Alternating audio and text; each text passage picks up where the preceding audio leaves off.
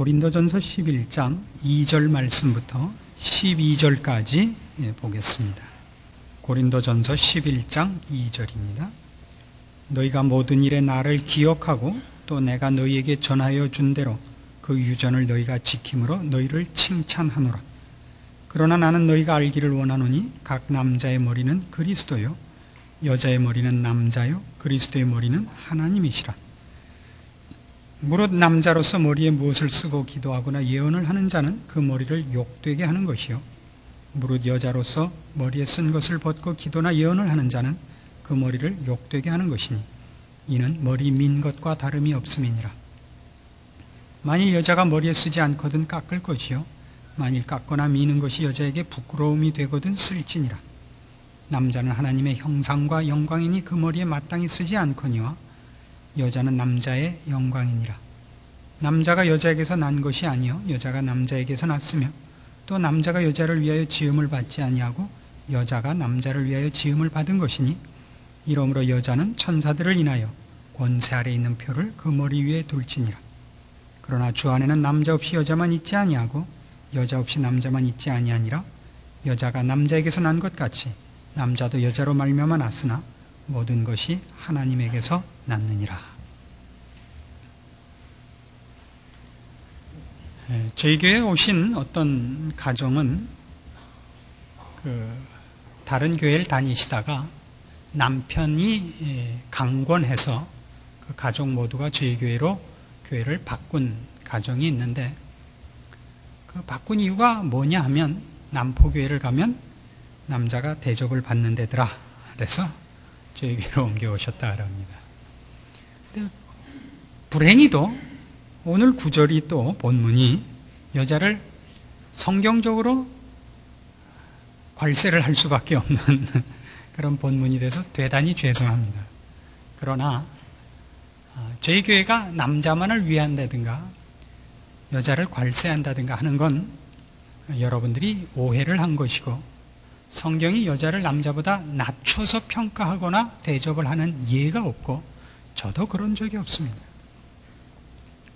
저도 저희 집 사람한테 꼼짝을 못하고 저희 아버님도 저희 어머님한테 꼼짝을 못했습니다. 그리고 제 큰아들도 그 밑에 여동생한테 꼼짝을 못합니다.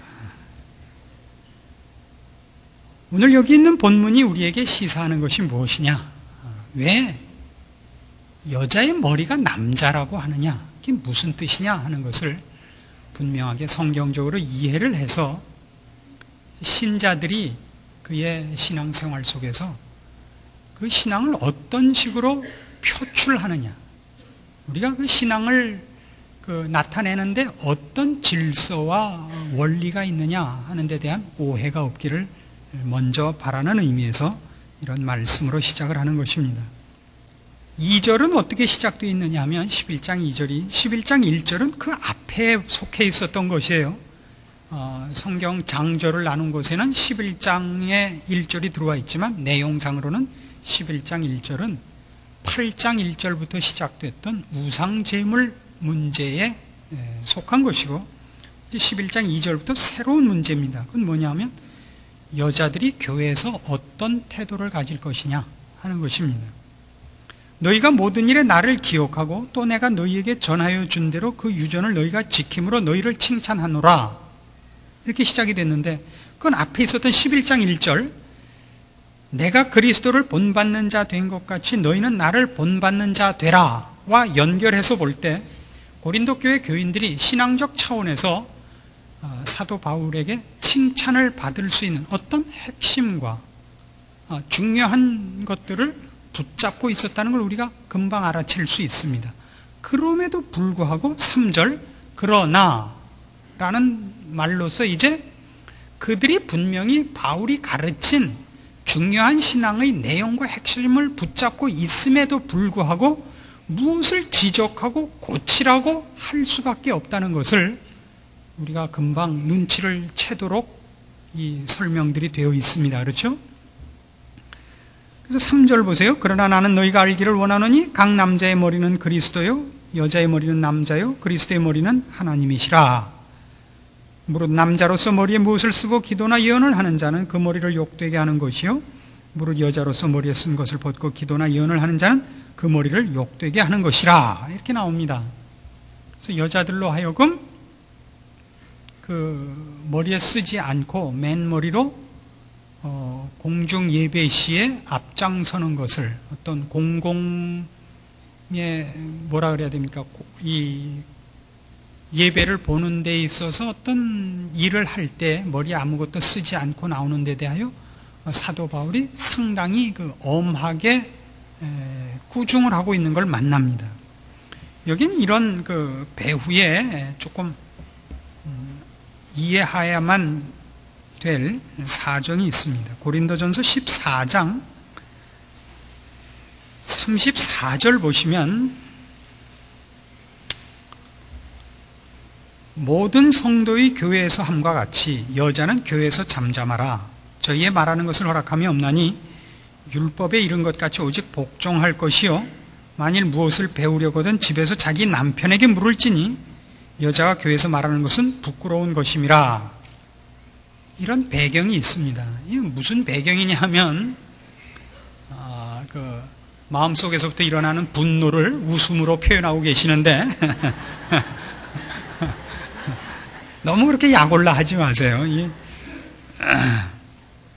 그런 여러분이 지금 생각하시는 거하고 전혀 비슷한 내용도 아닙니다. 전혀 다른 내용입니다. 이런 것을 우리가 분명히 이해할 필요가 있습니다. 지금 문제는 이거예요. 신령한 일에 대한 깨우침이 하나님께서 그를 여자로 만들었다, 남자로 만들었다 하는 하나님의 창조 질서에 들어있는 하나님의 어떤 중요한 뜻을 나타내는 것을 간과해버린 실수를 하더라 이겁니다. 이해하시겠죠? 신앙생활을 하는 데 있어서 신자들이 갖는 그 신앙관에서 가장 크게 조심해야 될 건 뭐냐 하면, 재창조사역, 그러니까 구원에 관한 문제가 창조사역을 그 도외시해버리는 신앙관을 갖는 것이 언제나 가장 위험합니다. 하나님께서는 처음에 인류와 인간과 온 우주를 창조하시는 1차 창조를 했어요. 근데 인간이 타락을 했죠. 그래서 인간만 죄를 지은 것이 아니라 하나님께서 처음에 만드신 온 우주 만물이 그 다스려야 할 인간이 죄를 지어 부패화되고 죄로 오염이 됨으로 말미암아 하나님의 모든 저주 아래 들어가 버리고 말았습니다. 온 자연이 다 지금 죄 아래 신음하고 있습니다. 그럼에도 불구하고 하나님은 처음 창조의 질서를 그 토대로 놓아두시고 그 안에서, 그러니까 그 배경과 창조 질서라는 체계 안에서 재창조를 하십니다. 재창조를 결코 창조를 지워버리고 없애버리고 다시 하지 않고 재창조를 첫 창조 질서 속에서 해나가신다고요. 그래서 구원 사역, 구원 역사는 창조 질서라는 1차적인 질서와 원리와 충돌하지 않고 있다는 걸 알아야 됩니다. 물론 첫 창조 질서가 재창조를 만들어내는 것은 아닙니다. 그러니까 우리가 이해하기 좋게 얘기하자면 자연이 초월을 만들어내고 있지는 않습니다. 그렇죠? 자연이 일반 교육과 일반 윤리 도덕이 구원을 만들어내고 있지는 않습니다. 그러나 재창조도 윤리 도덕과 어긋나서 가지는 않습니다. 상식을 어긋나지도 않고 그 첫 창조 질서와 거스르는 것은 없습니다. 그 첫 창조를 완전하게 하고 회복해 하는 것은 있을지언정 그것을 거절하고 충돌하는 것은 없더라 말입니다. 우리는 어떤 오해가 있느냐 하면 우리가 타락했고 우리가 죄를 졌고 그래서 온 우주가 자연계가 오염됐는데 그 오염된 그리고 죄 아래 있던 우리가 구원을 얻고 나자 구원을 주지 못했던 자연, 구원을 주지 못했던 창조 질서를 무익한 것, 아니 있어서는 안 되는 것이라고 해갖고 집어 던지는 습관이 있습니다. 그래서 재창조만 남기는 습관이 있어요. 이건 말하자면 그런 싸움입니다. 하나님께서 우리를 남자로 만들었다, 여자로 만들었다 하는 것은 남자가 우월하다, 여자가 열등하다 이런 전혀 그런 구별이 없습니다. 그러나 그 창조 질서 속에 왜 남자로 하여금 머리가 되게 하시느냐 하면 하나님이 인간을 하나님이 직접 만드셨고 만드셨을 때 남자를 먼저 만들었다 이겁니다. 그 창조 질서, 하나님의 창조를 상징하는 하나의 표로서 남자가 머리 노릇을 하고 여자가 복종하는 형태를 취하도록 질서 체계를 그렇게 잡아놨습니다. 질서가 그렇다는 겁니다. 질서가. 앞장서서 가면 무조건 높은 사람이고 뒤에서 가면 쫄병이고 그렇지 않습니다. 우리가 그 학교 다닐 때 많이 썼던 말 중에는 앞에 가는 놈은 도둑놈 그랬던 기억이 있습니다. 앞에 있으면 뭐든지 난 것이 아닙니다. 맡은 직분과 책임이 다른 것입니다. 그래서 지금 이 문제는 뭐냐 하면 고린도 교회에 여기는 이방 세계였습니다. 지금 그리스의 남단에 있는 해안 도시입니다. 고린도라는 데는. 이 기독교라는 걸 알지 못했던 곳에 사도 바울로 말미암아 여기 교회가 서고 그리고 이제 진리를 알게 됐습니다. 어떤 진리요? 세상의 윤리, 세상의 습관, 그들이 여태껏 전통적으로 알았던 것이 아니라 우리가 하나님의 고급한 피조물이며 영적인 것이 더 중요한 것이며 믿음과 소망과 사랑이 가장 중요한 것임을 알게 되었습니다. 이 세상에서의 다른 실력보다 주를 알고 주와 동행하고 믿음 가운데서 행해야 되는 신령한 문제들이 더 중요한 것임을 알게 됐습니다. 고린도 교회의 앞에서부터 지적한 저들의 지식과 은사가 저들에게 풍성했고 그것이 더 중요한 것임을 알게 됐습니다. 그래서 어떤 문제가 생겼느냐 하면 예수를 믿지 않았을 때 이방인으로 있을 때, 즉 불신자로 있을 때에 저들이 가졌던 체계가 있을 것 아닙니까? 질서가 있고 거기서 이제 이쪽 체계로 넘어오고 예수 믿는 질서 속에 들어오자 무엇을 우선하게 됐느냐면 더 많이 알고 더 깊은 신앙을 가졌으면 최고다라는 질서 속에 들어감으로써 바울이 지금 지적하려는 오늘 본문식으로 얘기하자면 여자가 여자다운 것까지도 팽개쳐 버리는 우를 범하는 자리에 가게 됐다 이겁니다. 하나님이 창조하시면서 인간에게 부여한 어떤 고유한 특성들 중에 여자에게 허락한 것은 아름다움과 순종함 이런 것들입니다. 여자에게는 큰 목청을 주시지 않았습니다. 그럼에도 불구하고 신령한 문제에서 앞서면 뭐가 없어지냐면 나이가 없어져 버리는 거예요. 나이도 없어지고 남자냐 여자냐 하는 고유한 자기 본분을 지키는 상식도 없어지더라 말입니다. 그래서 여러분 잘 아시다시피 이런 문제에서 우리가 얼마나 많은 그 실패들을 보느냐 하면 지금 여자 이렇게 나눠서 하니까 여러분들이 잘 받아들이지 않으려고 그러는데 이런 걸 제가 다른 걸로 예를 들어 볼게요. 이제 그 목사들 중에 부흥사로 그 쓰임을 받는 이들이 있습니다. 어느 한 교회에서 목회를 오래 하는 부모의 입장이 아니라 여기저기 부흥회를 옮겨 다니면서 어떤 메마른 심령들 혹은 닫혀있는 굳은 마음들을 이렇게 부시고 문을 열고 감동시키고 회개시키는 특별한 힘을 갖고 있는 이들이 있습니다.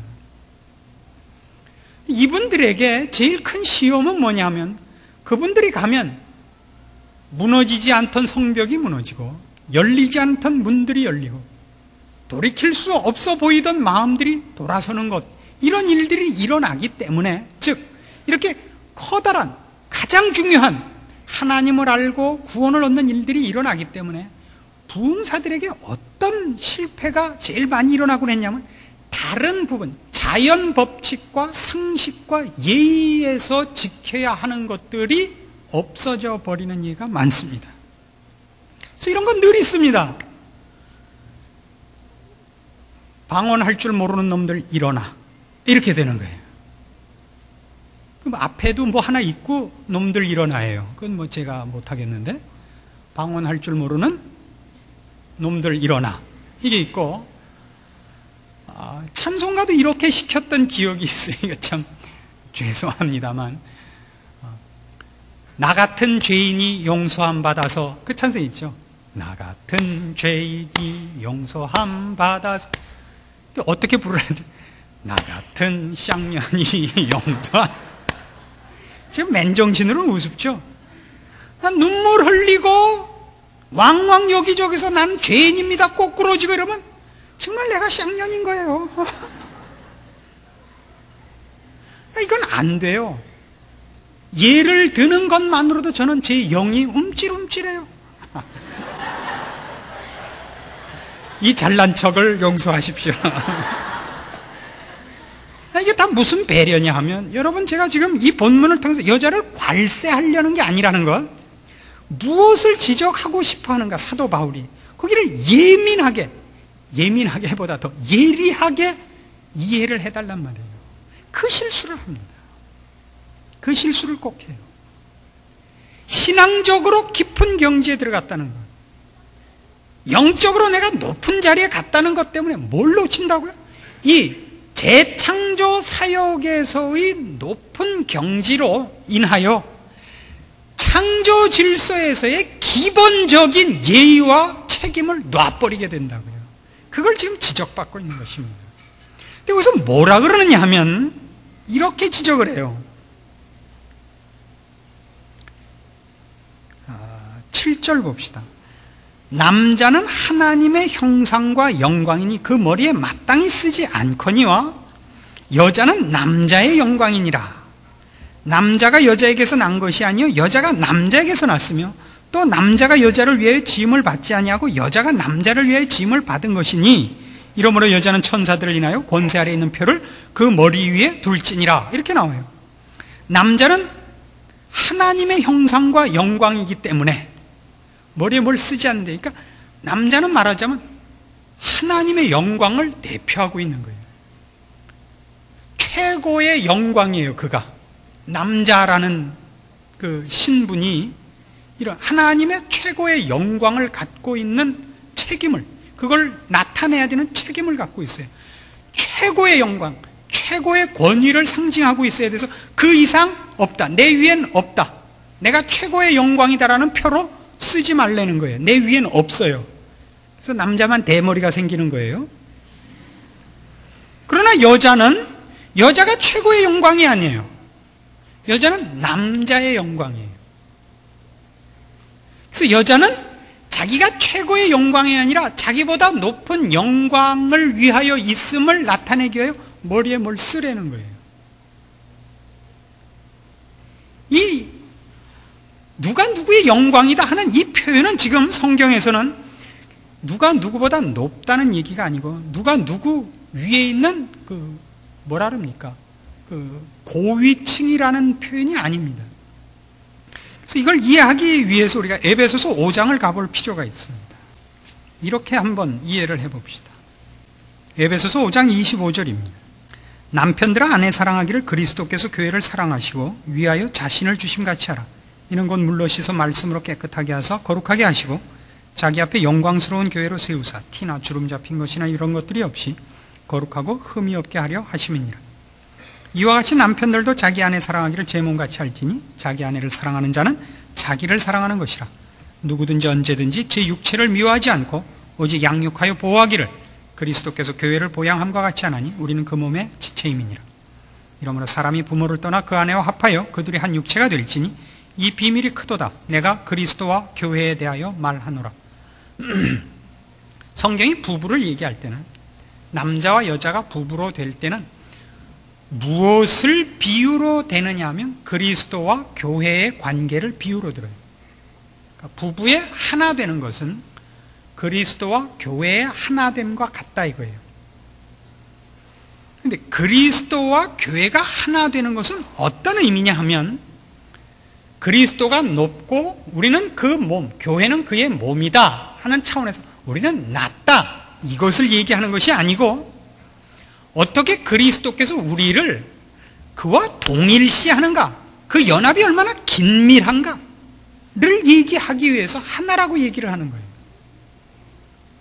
근데 그 하나 된 것에 보다 근본적인 핵심이 누구에게 있냐 말이에요. 그리스도와 교회의 연합에서 1차적으로는 그리스도와 교회가 하나라는 것을 어떻게 하느냐 하면 우리는 그 몸이에요. 그리스도의 몸인데 그리스도의 몸이라는 건 어떤 의미냐면 29절 누구든지 언제든지 제 육체를 미워하지 않고 오직 양육하여 보호하기를 그리스도께서 교회를 보양함과 같이 하나니 우리는 그 몸의 지체임이니라. 즉 제 육체를 미워하는 사람이 어디 있어요? 자기 몸을 얼마나 아껴요? 자기 거니까. 아내를 사랑하라는 것은 곧 자기 몸을 아끼는 것과 같다 이거예요. 그건 마치 뭐와 같으냐면 그리스도께서 교회를 보양하는 것과 똑같단 말이에요. 그래서 그리스도와 교회라는 관계는 그리스도가 머리고 우리가 몸이다 해서 머리가 높고 몸이 낮다가 아니라 그 둘의 관계가 어떻게 하나인가. 머리만 있고 몸만 따로 있는 법이 어디 있어요? 둘이 어떻게 긴밀한 관계인가, 어떻게 뗄 수 없는, 생사가 어떻게 함께 묶여있는 긴밀한 관계인가를 얘기하려고 하는 것이에요. 그런데 이 둘의 관계가 긴밀하다는 것과 함께 둘의 관계에서 보다 핵심적이고 보다 중요한 그 쪽은 어느 쪽이냐 말이에요. 그러면 그리스도예요. 교회는 그리스도로 말미암아 있는 거예요. 그럴 때 그리스도가 교회의 머리인 거예요. 그런 의미에서 그리스도는 머리고 교회는 몸이니까 몸은 머리만 못하다라는 그런 질서에서 머리와 몸이라는 표현이 있는 것이 아니고 그리스도가 교회의 머리라는 것은 그가 이 교회에 생명을 준 이기 때문에 그쪽 때문에 생겼기 때문에 그리스도를 머리라 그래요. 마찬가지로 남자와 여자에 대해서 얘기할 때 왜 남편이 아내의 머리라고 하느냐 하면 여자가 남자로부터 만들어졌기 때문이란 말이에요. 그러니까 둘은 하나예요. 그 둘은 동등해요. 그러나 교회가 그리스도 없이는 생겨날 수 없었듯이 둘이 우열의 개념에서 누가 높으냐 낮으냐로 그리스도가 머리를 주장하시는 것이 아니라 그리스도가 오셨기 때문에 교회가 있었던 것까지 하나님이 인간을 창조할 때 남자를 먼저 만들고 남자로부터 여자를 만들었기 때문에 남자 보고 여자의 머리라 그러는 거예요. 둘은 대등해요. 그 가치에 있어서. 그러나 이 누가 생명의 근원이었느냐 이런 얘기예요. 누가 생명의 근원이었느냐. 누가 높고 누가 낮으냐가 아니라 여기서 머리라는 건 누구로부터 누가 나왔느냐 말이에요.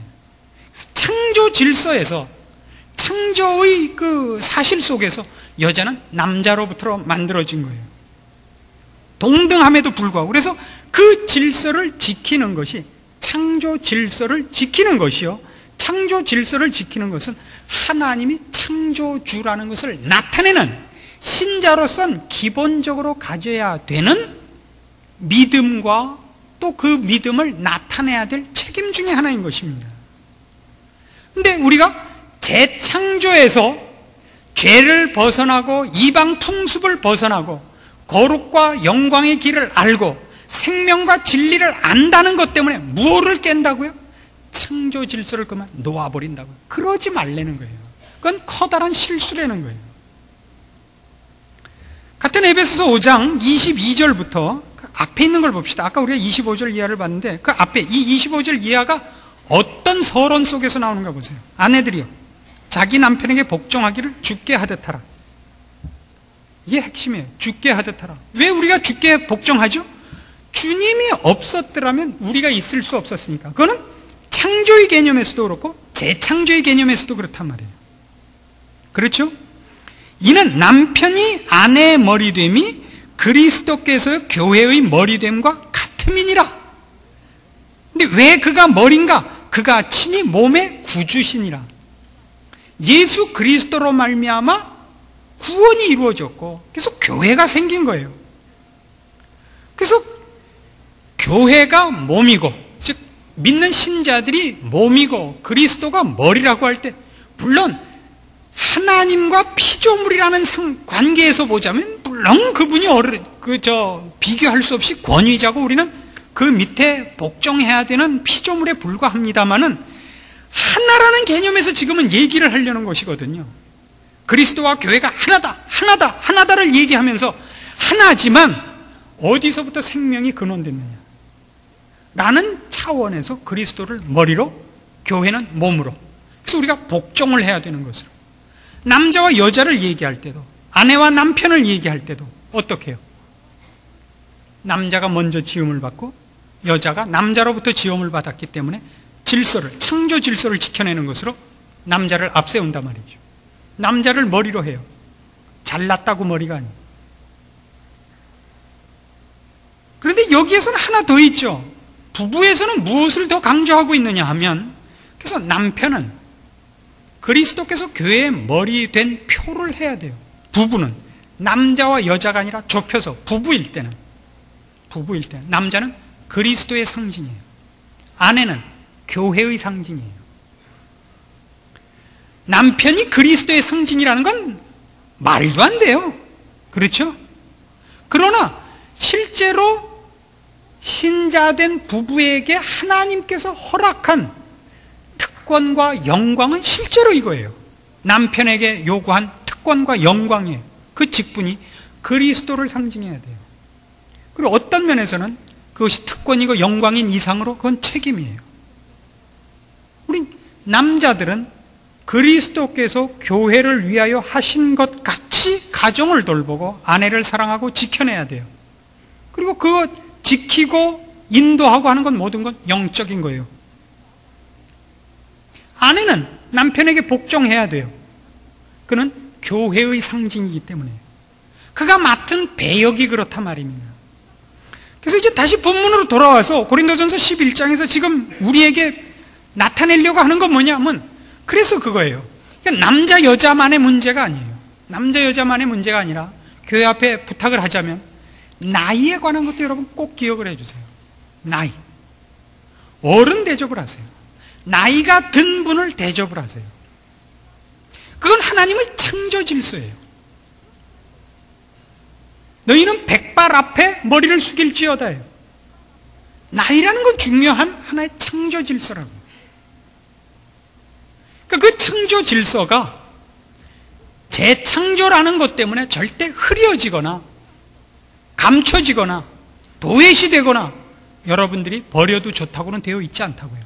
여러분이 가진 재창조 질서와 재창조 속에서의 어떤 깨우침들이 이 창조를 회복해야 돼요. 창조 질서를 그 원래의 질서로 회복해야 돼요.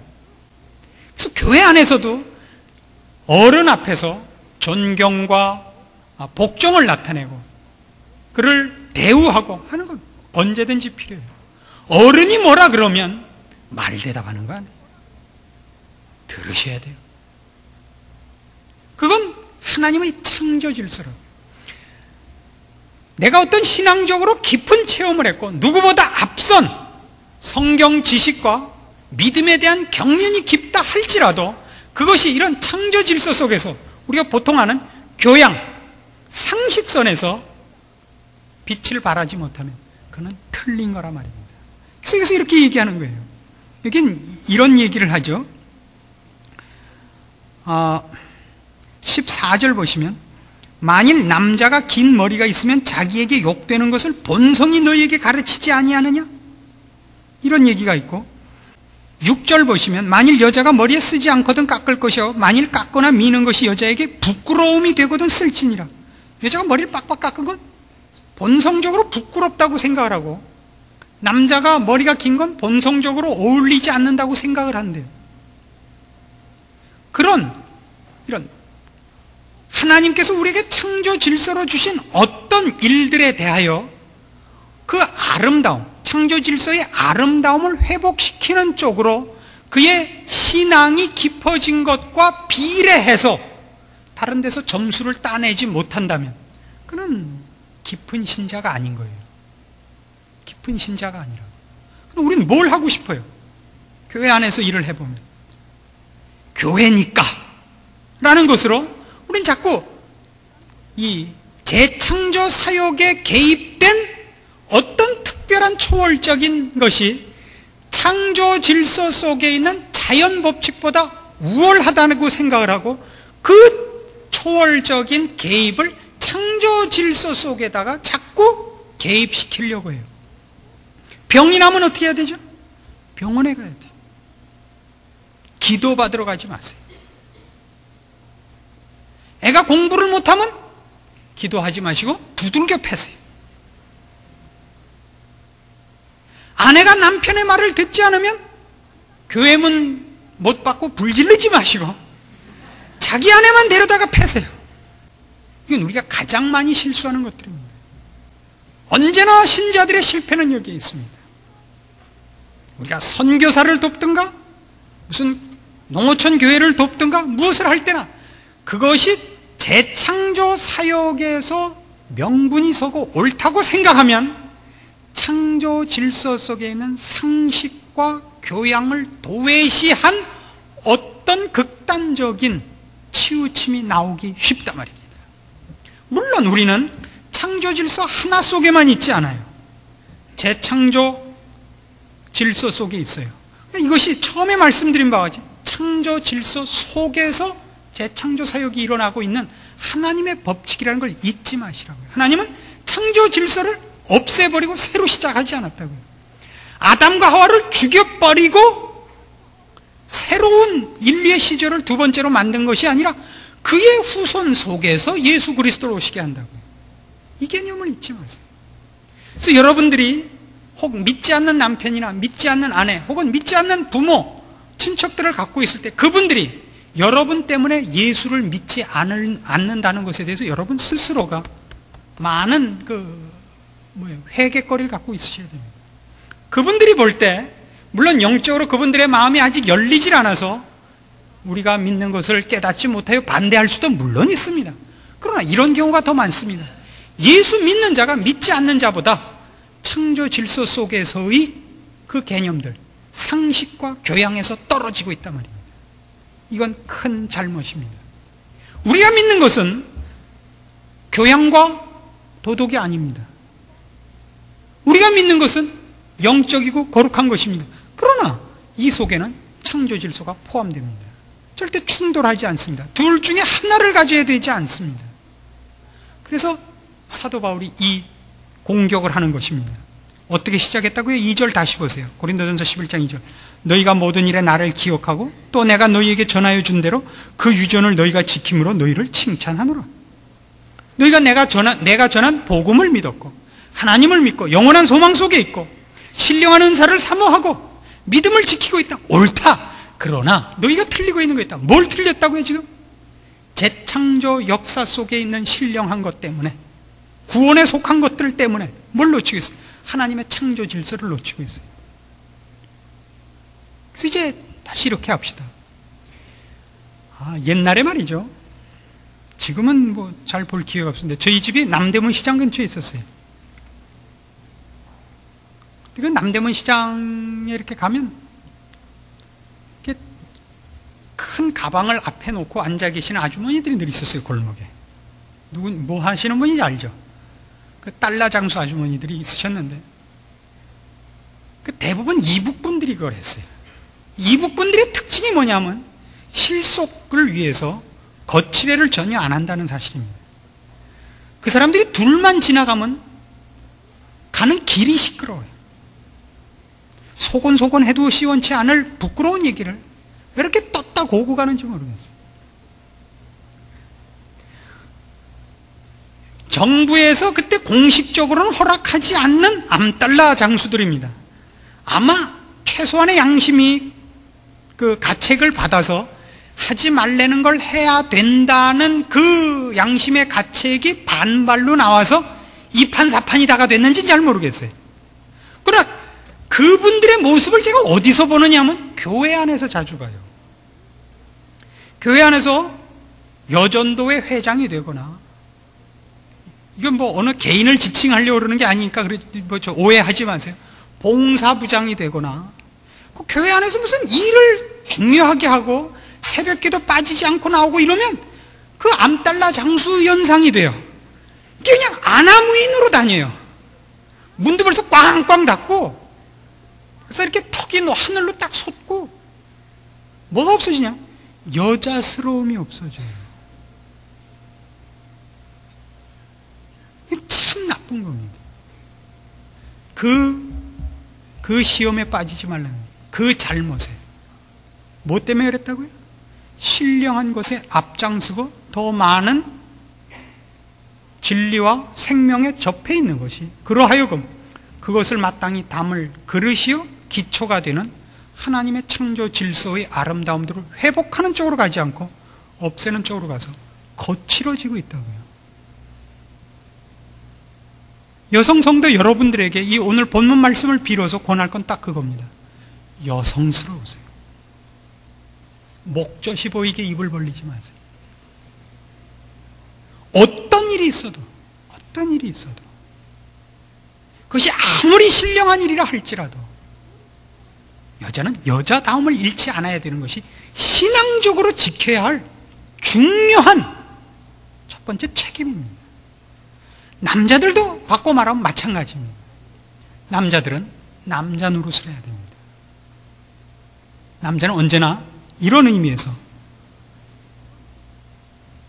여자에게 끌려다니지 않고 남자가 신령한 일의 본보기와 지도자가 될 책임을 갖고 있다는 걸 잊지 않으셔야 됩니다. 그걸 못해서 아내에게 괄세를 받는 것은 누구에게도 가서 하소연할 수 없습니다. 그 문제는 하나님께 가서 기도를 할 수도 없습니다. 하나님께서 그러지 말라 그러고 하나님께서 그에게 고유한 특권으로 영광으로 준 그 일을 본인이 놓치고 있는 일은 부끄러운 일인 줄 아셔야 됩니다. 돈 벌어다 주는 것이 남자의 책임의 전부가 아닙니다. 신자라면 신령한 일에서 그가 남자로 지음을 받은 책임을 분명하게 인식하고 시행해야 되고, 여자로 지음을 받은 책임을 또한 여자 성도들은 그 책임을 분명하게 인식하고 수행하셔야 됩니다.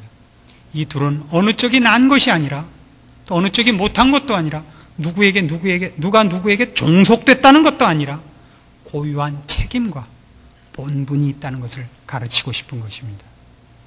더 중요한 것, 더 심각한 것, 이것 때문에 이 기초적이고 간단하고 먼저 했어야 할 일을 놓쳐버리지 마십시오. 여성 여러분은 다시 한번 강조하지만 거칠어지지 마시고, 아까 우리 고린도전서 14장에 있었던 것 같이 할 말 있으면 남편에게 시켜서 말을 하세요.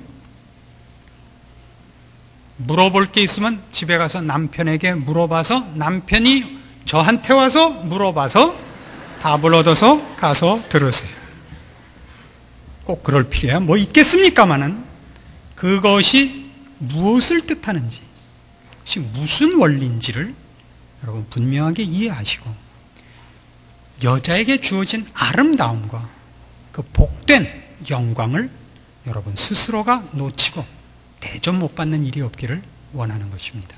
기도하십시다. 하나님 아버지, 은혜를 감사합니다.